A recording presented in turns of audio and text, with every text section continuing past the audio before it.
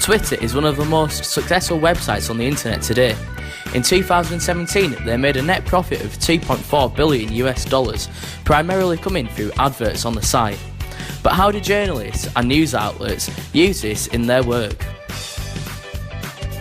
Journalists use Twitter as a vital source of information. They use their personal accounts to find facts, figures and interesting stories, which can be used in their own work. Journalists also use Twitter as an outlet of information. This allows them to instantly communicate with their audience, leading to an increased number of people who read their work.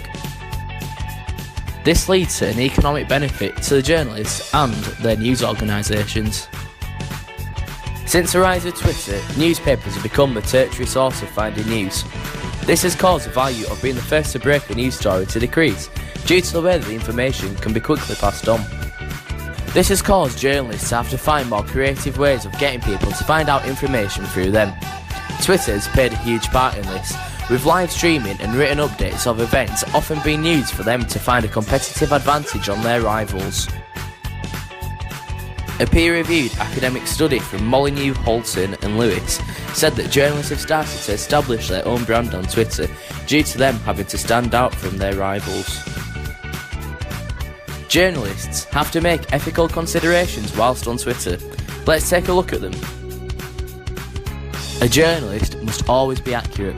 This means that their content must be well sourced, supported with evidence and clear. Journalists such as Alan Nixon have seen Twitter to be detrimental as their content hasn't always been accurate. Integrity is vital in a journalist's work. Without integrity, journalism could be easily manipulated.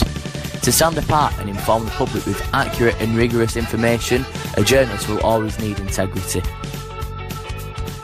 There are 5 key parts of being integral. 1 is to be independent from who the story is about, as well as not endorsing or appear to be endorsing any organisation, its products, activities or services.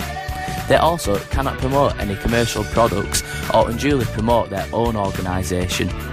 A final ethical guideline is for a journalist to be impartial. This means that a journalist can't show any bias to or against any particular side. After this, a journal will be... Once all these are pieced together, a journalist will be seen to be more reliable on Twitter. Thanks for watching, and now you know how journalists use Twitter.